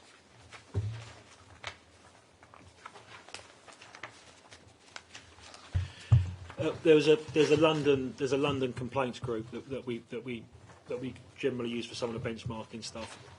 It's hard to get responses. Again, I'll do my best to bring the benchmarking back, but it can be quite painful. So we sent that out to far more councils than that's on that list, but they're the ones that responded. Oh, but Yeah. Thank you. I didn't know if they were statistical neighbours or something, but it's just whoever answered. Yeah, thank you. Our unitary neighbours, Southend, or the city Southend, this would be a logical one to put in the list, I suppose. But if you can't get the numbers, you can't get them. But keep asking, please. I would say. Yeah. Councillor Rigby. Thank you, Chair. Thank you, Lee. May I just ask on page 127 regarding the complaints by team for disabled children, was that one individual child with 4 complaints, or was it 4 actual children? Because the year before there weren't any complaints, so it just seems a bit strange.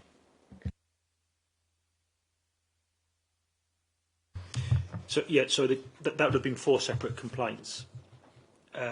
Disabled children. So again. So if you look down, take that down further. So if you go down to page 129. So those 4 complaints then come. So second row, councillor. So of those 4 complaints, 3 were investigated and 3 were upheld. So again, if you want to find out what those complaints were, if you go back up to in terms of the learning from those complaints, so those 3 upheld. They will be included in pages 1, 2, 3. So complaints 1 and 2 are disabled children, and complaint 6. So it gives a bit more information around what the complaint was and what the learning was, if that helps. So all upheld complaints are reported in that section there. Thank you. It just seemed unusual because there was nothing the year before, that was all. But it could just be the way it goes. So, yeah.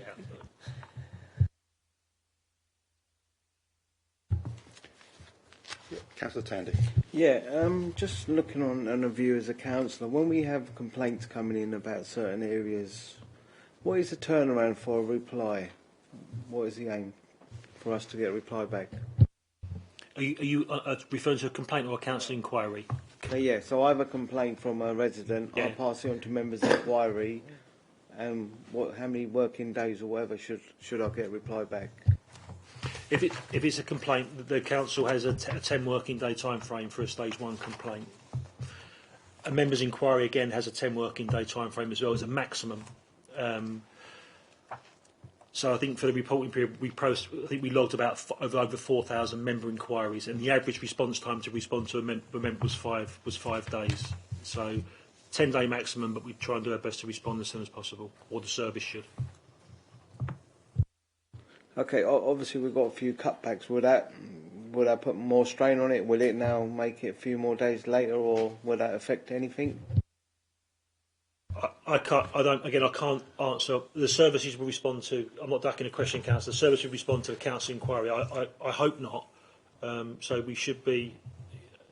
I suppose the proof would be telling future reports, but we should still be making a conscious effort to respond to our councillors as soon as we can.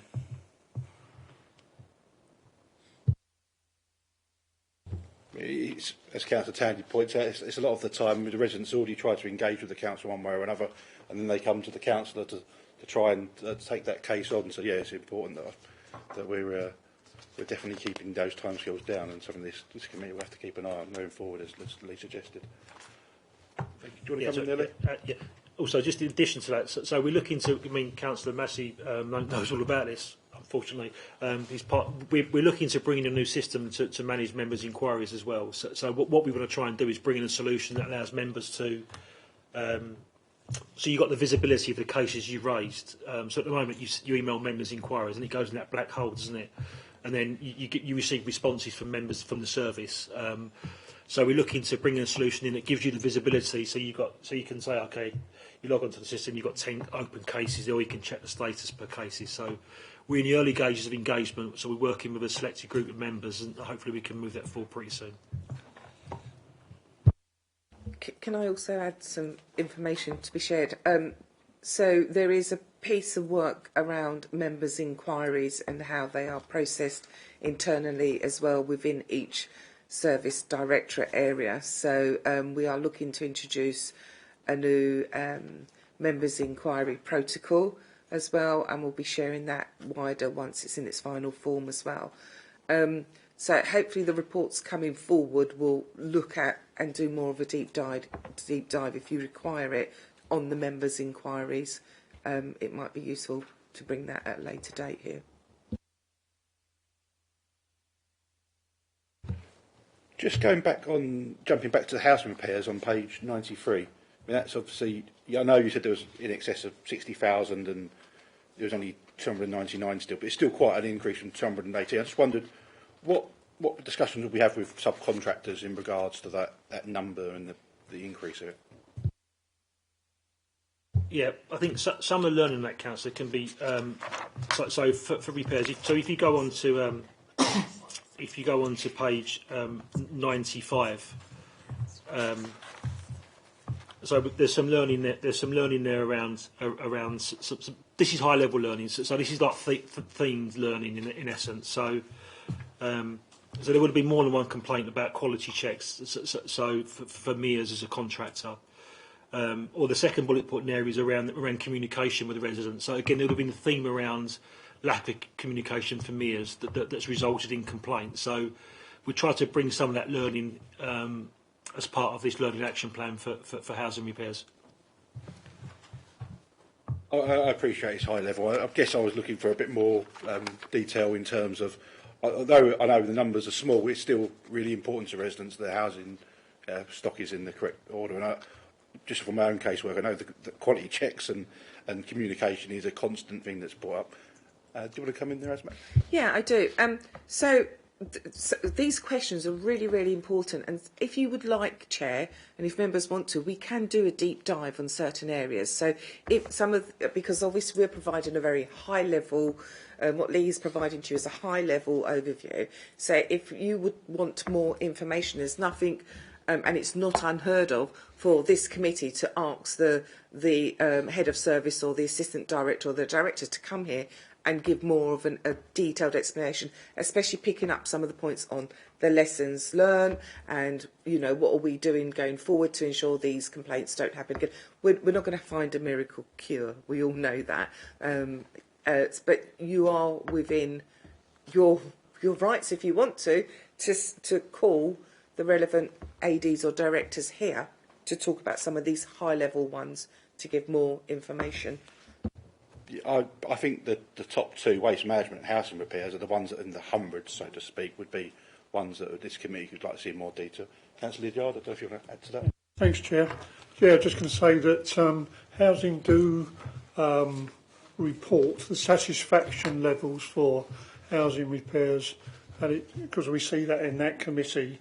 And it's quite a high satisfaction level, but still worth looking at.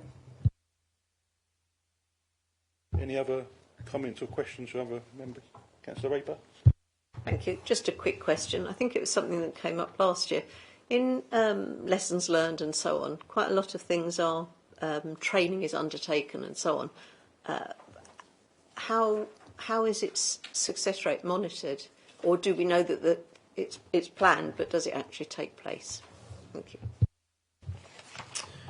So we will make sure. So my team will make sure that it's taken place, because that will be part of the uphill complaint will be that training will be delivered. So we would track that to make sure that happens. But it's down to them to the service to make sure that that's been effective. I can't answer all those questions for you in terms of the service level, but in terms of tracking the learning, my team will make sure that learning is actioned. Thank you. Any other comments or questions from members on this report? I think I've touched on earlier, I'll bring that up at the work programme to see if it's something members want to come back in more detail on our waste management and/or housing repairs. But just lastly, before we let Lee go, any other comments or questions on this particular item? Councillor Rigby. Just a quick question. So the individual areas, do they go to the they go to the particular committee? I know you mentioned Children's Services one. So do they all go to that particular committee, the deep dive, as it were, into each complaint section? Is that how it works? Yeah, so because we've got effectively 3 different complaints processes. We've got the corporate complaints, which is our housing and our waste complaints. And then we've got 2 separate statutory processes, which is adult social care complaints and children's social care complaints. So those 2 reports go off to separate committees in an annual report as well. But we also pull those together. That forms part of our overall corporate-wide complaints report. So it's why they're here today. Thank you. Councillor Lydiard. Thanks, Chair. I'd be particularly interested in seeing the number of complaints and the number of members' inquiries per ward as well. Because I've heard that 90% of the problems of a local authority actually relates to only 10% of the people, and I'd be very interested to see that. Yeah, I think a ward by ward breakdown would be interesting to see, just as we're dealing with those numbers. Anything else from anyone else on this item? No. So the recommendation is the Standards and Audit Committee consider a notice report, which is recommendation 1.1. Is that agreed? Agreed. Into the contrary? It's unanimous agreement. Thank you. And unless you'd like to stay, you're very free to leave. Thank you.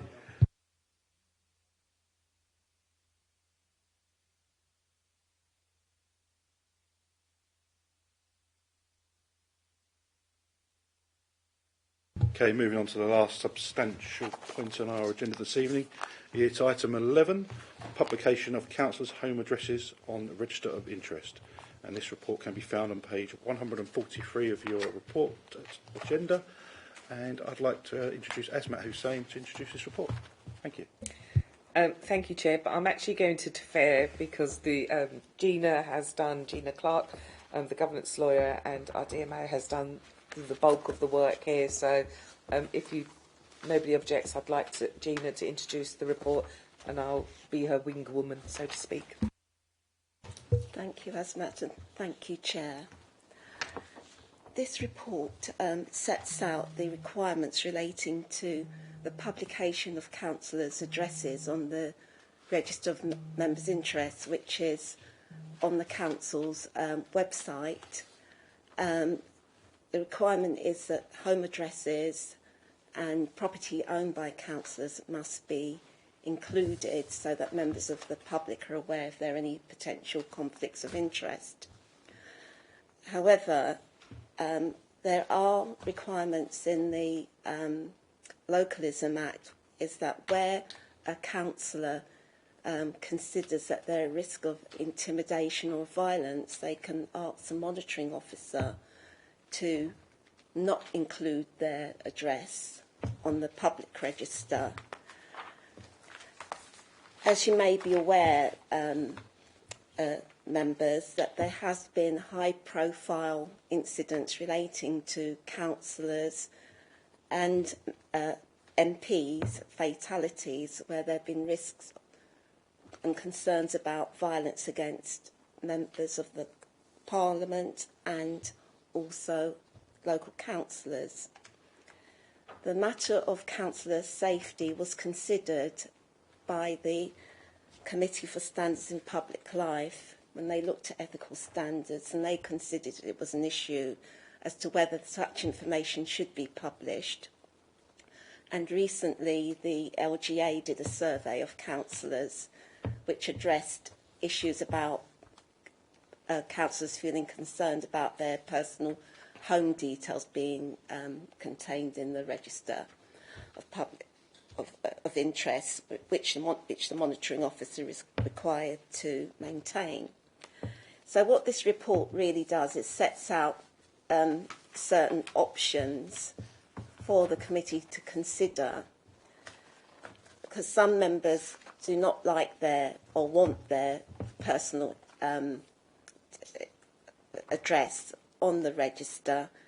And what outlined in the report is that although there is this provision for the monitoring officer not to include the address. That usually happens when a councillor has experienced some level of intimidation or violence. So the options in the report for you to consider is to whether the first one is to leave everything as it is, to do nothing, which means that members would still be required to publish their details of their addresses on the Register of Interest. The second option in the report is whether the members who do not want to have their personal details of their address, they'd be given that option, and they'd be written to ask them whether they want that. Or the third option, which some other authorities have adopted, is to adopt a policy to give the monitoring officer authority to grant a blanket dispensation, so to speak, under the provisions of the Localism Act, so that no member within the Thurrock Council would need to publicly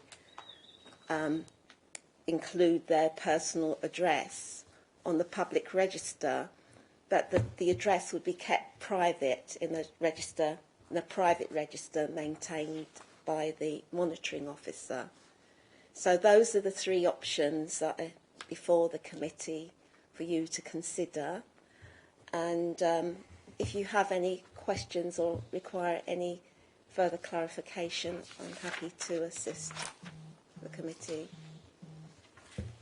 See lots of hands going up for this one. I'm not surprised. Thank you very much for your report. I've got just one quick question before I open up to the rest of the committee.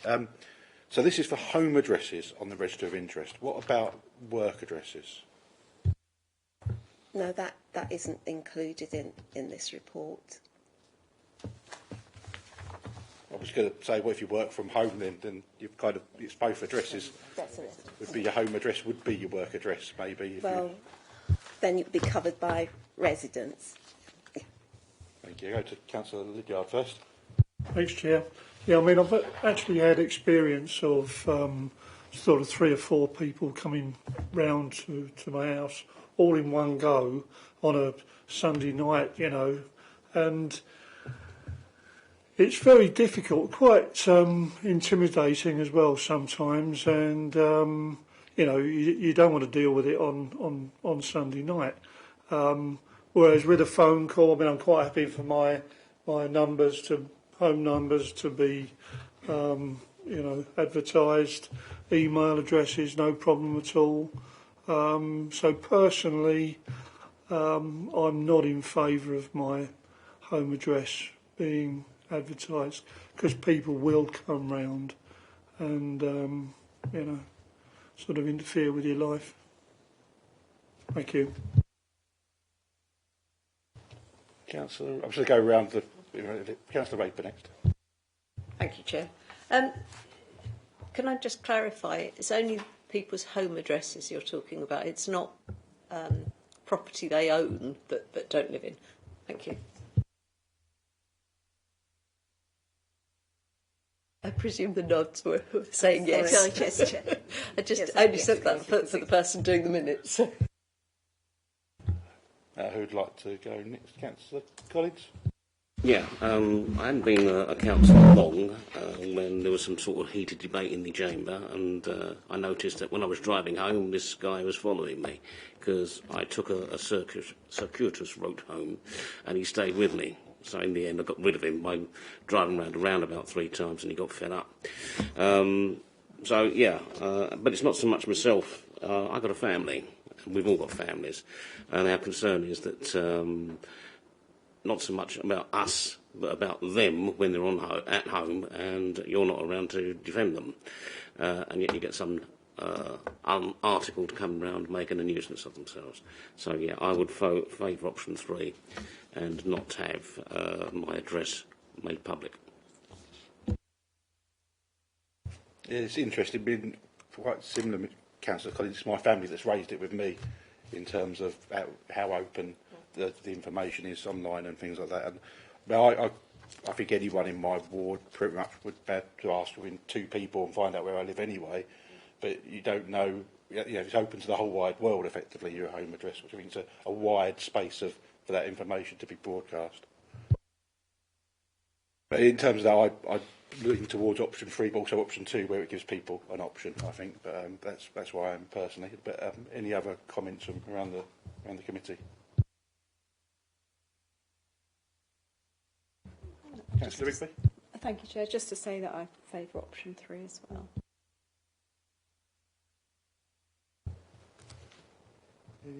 Jasdip, would you like to comment on this, or?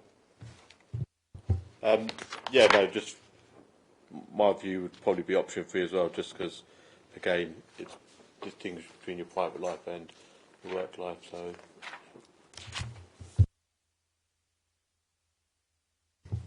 Getting quite a strong impression option 3 is preferred. Councillor Tandy, would you like to come in? Just want to say, I think Liz is the same as me. I've got a post office in Little Thurrock, been there 25 years, so it makes no difference to me. Anyone wants to see me, I'm with the public.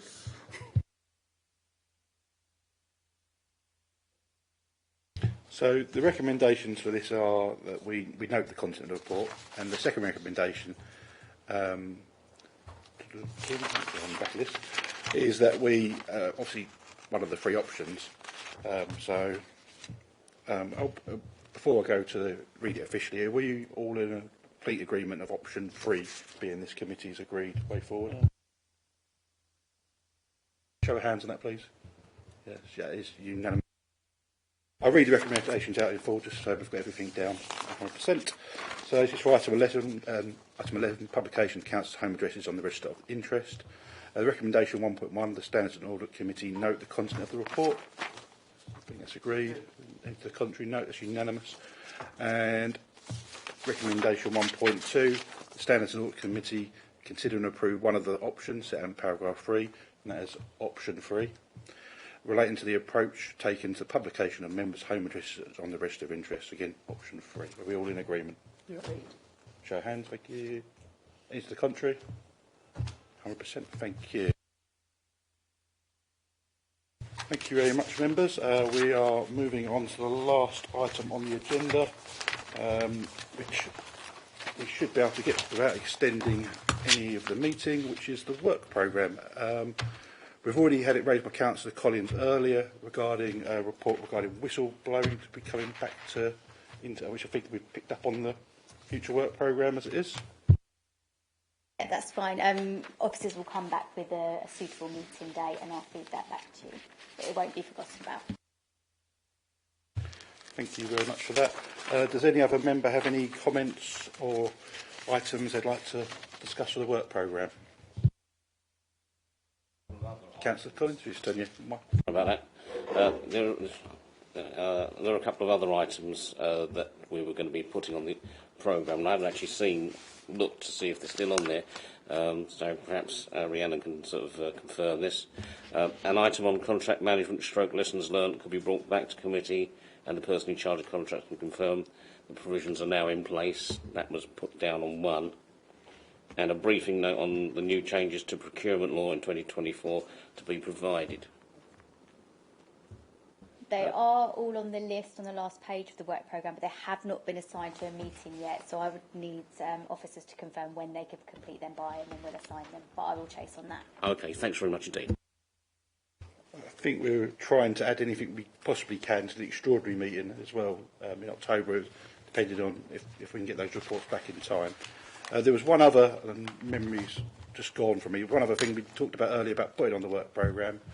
I think it was related to benchmarking. Took my memory.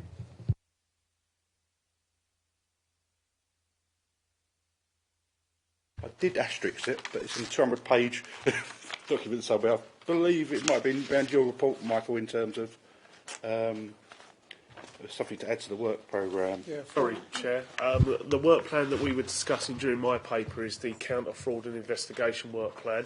I was going to add it to that so that I monitor that as the officer in charge of that area. So I'll add that to that. This isn't the same work plan, so I have that as an action, and I'll add that to my work plan. Thank you. You have reminded it was a more detailed report into the complaints. I think we will put into that to the work programme. Your answer reminded me. Thank you for that, Michael. in terms of bringing back, in terms of, I propose waste management and housing repairs. As any member would like to maybe put any more, or do you think that's enough for this committee to look at in more detail? Well, if I may, Chair, I'm looking at the extraordinary meeting on the 30th of October. It's quite packed as it is. We'll be here in our dressing gowns and slippers if we sort of go on a bit longer, but by all means, if you want to. Perhaps not October, but in a future meeting before the next election. Yeah, that'll be great, thanks. Lee, would like to come in there? Yeah, sorry, just on that benchmarking for complaints, was I not going to include that as part of future complaints reporting? Yeah. So rather than being a separate item on the agenda. Yeah, if you add it into your own one and that comes back to us. What I'd like to see is it not come back in, just as long as it's regular and we've got a chance to actually reflect and change things if we need to, rather than it coming back in like a year's time, say. So if it come back maybe 6 months or something like that, that would be good. Anything else from the work programme? Michael. Sorry, I noted it in my earlier discussion around our annual report in the CFI. Due to the timeframes that are required to get papers signed off for committees, etc., my quarterly reports are unfortunately not. The quarter doesn't finish before the very first deadline, so therefore I can't produce them in time for all the various deadlines. Can I make an edit for November to change from Q2 to Q1? And I believe for February it'll be Q3 to Q2, unfortunately. If these relax at any point, I will say, Chair, I will do my utmost to change that again and bring to you the most relevant paper I possibly can. But given the timeframes we're required at the moment, those are the reports that I would be able to present with factual information in it. These are past, backward-looking reports, so I appreciate you can't have the data the very next day. So I think the committee would appreciate a sensible adjustment of those on the work programme rather than set expectations high. And so, yeah, I would appreciate it. And Lee, did you want to come in there? Yeah, could I make a suggestion? Could I also, so I produce 6 monthly reports, so more frequent for you. But can I suggest that when I do that for both complaints and information governance? So it'd be a mid-year report covering both those areas for the committee as well. So you've got more so for both those areas. That'd be a combined report covering both activities. I think that sounds sensible. The committee generally agreement with that. So it both come at the same time every 6 months. Yeah. Thank you. Anything else from anyone else before we close? No. And with that, the time is 20:57. Thank you very much, and this concludes the business of the meeting this evening. I now declare the meeting closed.